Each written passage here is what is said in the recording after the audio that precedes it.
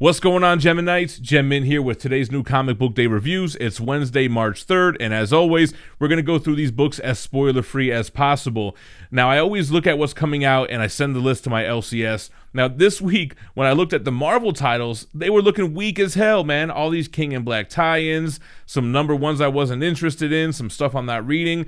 So I only ended up with one Marvel book this week. I was going to read the Peach Momoko Psylocke book, but they got shorted a box anyway, and it didn't show up. So one Marvel book. Hit that subscribe button before we get started. Make sure to hit the notification bell so you don't miss a video. We are doing a giveaway for our next subscriber milestone, where we're giving away a Spider-Man premium format exclusive from Sideshow Collectibles once we hit 125,000. Stay tuned until the end of the video for not only my pick of the week, but details on how to enter that giveaway. And I want to take this opportunity to give a shout out to our friend John Simmons. He has a Kickstarter campaign for his book Sin Eater. The campaign's for books 1 and 2, and Sin Eater chases down your sins and fights back the nightmares to save your soul. Sin Eater, it's a unique take on religion and action. This is a story about 14 men and women who survived the destruction of the Tower of Babel. Their task was saving a man's soul through the act of consuming all of their accumulated sin. Through the ravage of time, the Sin Eaters are always there. They view everything you've ever done and defeat your inner demons in order for your soul to be free. Sin Eater follows Marcus and Jin as they try to absolve mankind's sins, but something dark and sinister lurks in the shadows. Someone or something is causing these demons to manifest in the real world.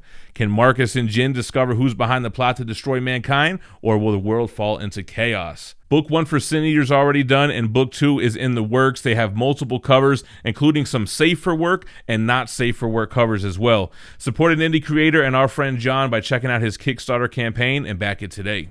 Alright guys, so let's start with the lone Marvel book. It's Hellions, issue 10 by Wells, Segovia, and Curel.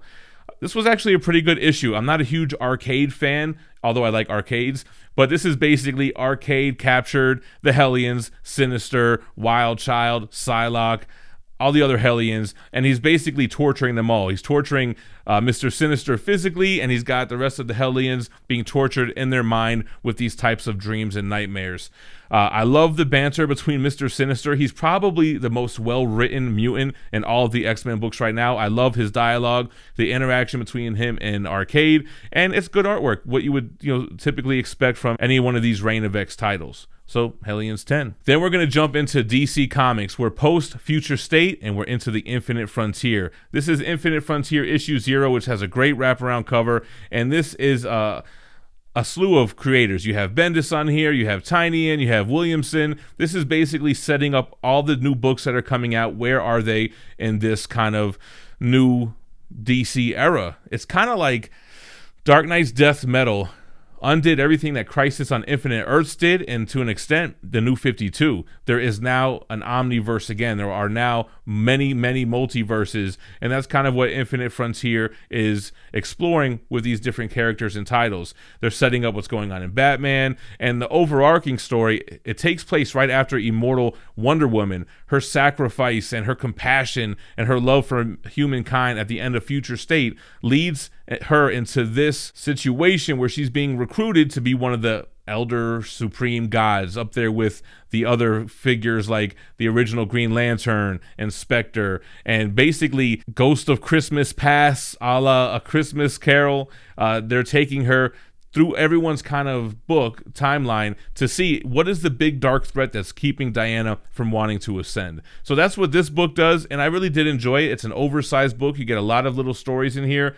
Some books I'm not really that too keen on, but overall, I'm liking the direction of Infinite Frontier. And speaking of which, we have Batman issue 106. That's right, Batman is back. James Tynion IV, George Jimenez, and Maury.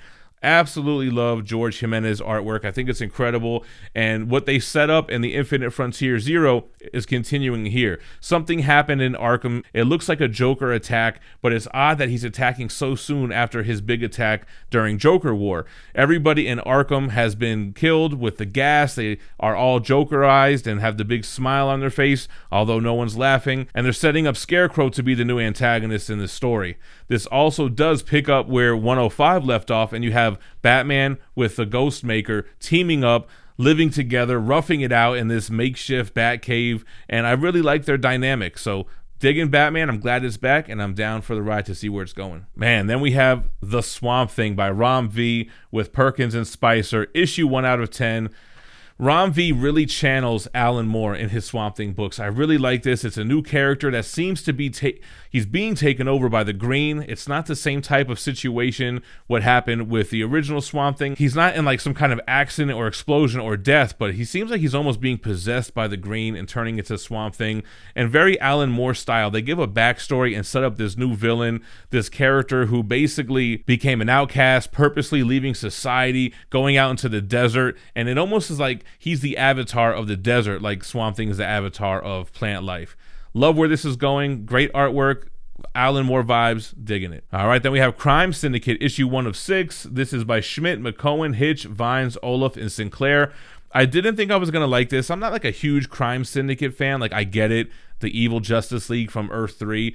But yeah, I really liked it. It was really interesting. I liked how they kind of highlighted each member of the Crime Syndicate and kind of how they're so not like their superhero counterparts from like Earth.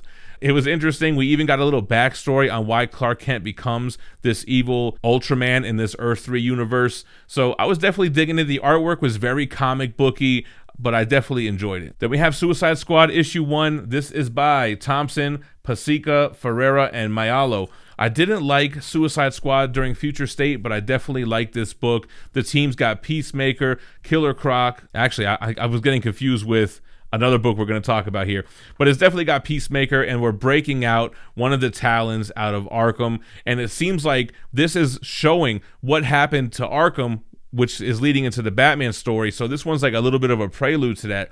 Still don't know what really caused it, but I did like this. Waller totally losing it, no longer wants to be that responsive team that always loses. She seems to want to be more proactive and not as reactive, and she's coming off a little bit crazy. You got the guy, and I'm losing his name, the guy that was in the movie.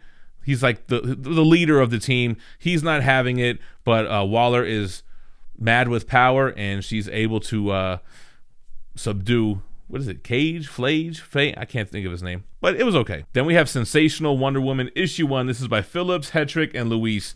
I think out of all the books, this was my least favorite. I'm not going to give it pick of the week or anything. It just kind of felt like it was WandaVision. Like, Wonder Woman has been put under this spell by, is it Dr. Psycho? Is that his name? And it's kind of like WandaVision. She's in this fake world, but she didn't create it. And she doesn't remember who she is. She's kind of like in the 50s or so, and she got like a misogynistic husband kind of thing. I don't know. I thought it was kind of lame. Hawkgirl's trying to wake her up in the real world, and it doesn't really feel like it ties into the other stuff going on with Wonder Woman. So is this even a part of Infinite Frontier? I don't know. I didn't really dig it. That also had a very cartoony, almost like Disney animated kind of art style to it, so it wasn't really for me. Next up, we got Man-Bat issue 2, and this is Man-Bat vs. Suicide Squad. So I really do like this. This is by Welgos, Kumar, and Ferraro Jr. I liked issue 1. This one was no exception. Basically, is it John Hammond? What's his name? Not Hammond. Kirk Langstrom.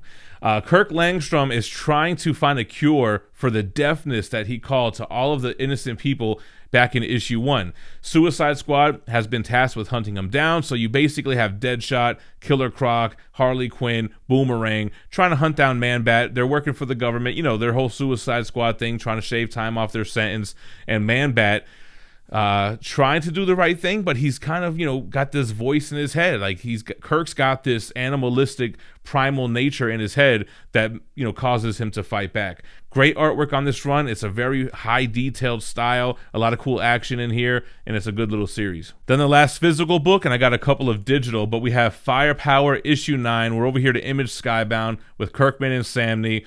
Love Firepower. I mean, falling out of a plane, having to use the firepower to break his fall, fighting somebody in midair, being reunited with his wife and kids, and some other people from his past, some that he knows, some that he doesn't know, but it seems like there is a twist here at the end that I'm not going to spoil, which is going to be very interesting moving forward when these people reunite. I love the artwork here. I love the storytelling. Very fast paced, man. This thing went by so quick, but I loved it. All right, guys, sticking with Image, this has runner-up pick of the week. I love this book so much. I'm so happy I gave it a shot. Nocterra by Scott Snyder and Tony S. Daniel with Tamu Mori. I absolutely love this. This is playing with the idea that one day everything just went black. The sun's still there, but it got like blotted out. And they call it the big PM because everything afterwards has been nighttime. So everything is nighttime. And what happens now is that because of the circumstances, if creatures are left in the dark for more than 10 hours, or once it starts becoming 10 hours, they start to change. They get infected. Their gums start turning black. It starts taking over their body, and they start becoming these monsters, which they call shades. It's like, why are you throwing shade at me? But yeah, these monsters, and the more they're evolving and mating, they're becoming less recognizable of the creatures they were prior to the change. So you're having these creatures evolving, these flying creatures. Humans are becoming shades, and those are the most dangerous ones that are like these pack hunter creatures. Everywhere you go, you have to have light, otherwise you're going to be attacked by these creatures. And our main character, the character on the front of the cover, is basically a runner. She runs goods, merchandise, people. She's a badass fighter, and the story surrounds her and her brother, who's kind of in her ear. He is her, what do you call the truck drivers when they have somebody on the other end? I don't know. But Nocterra is a great story. I'm definitely looking forward to continuing to reading this. Runner-up pick of the week. And I thought it was going to get pick of the week the whole time. I didn't want to give this book pick of the week just because of the hype. And as I'm reading it halfway through, I'm like, yeah, you know what? I think Nocterra is going to get it. And man, Berserker, it won me over at the end of the day. Berserker is my pick of the week, and I love this book. I love that I loved it because I had a lot of high expectations for it. Keanu Reeves writing this book with Matt Kent. You got Ron Garney and Bill Crabtree on it. Amazing book. So Keanu Reeves is kind of like the main character. I don't think we've learned his name yet, but he's super powerful. His eyes will light up blue, and he's super strong. He's punching people's faces off, punching their jaws off, ripping off their limbs. It's very violent and brutal. And come to find out, he's immortal. And it seems like he doesn't want to be immortal anymore. He's basically working for what seems like some type of government agency to try to find a cure for his immortality. He doesn't want this anymore. He's got memories, and we learn how many years of memories at the end. I'm not going to spoil it because it's a cool little reveal at the end. But he's a badass fighter, almost like a god. I mean, he considers himself to be a god. And I just had so much fun reading this book. Well-deserved pick of the week. And I cannot wait to continue reading this book from Boom Studios. So that's all I got for you guys today. Let me know what your pick of the week was in the comments down below. That's all you got to do to be entered into our giveaway for this Spider-Man Premium Format exclusive.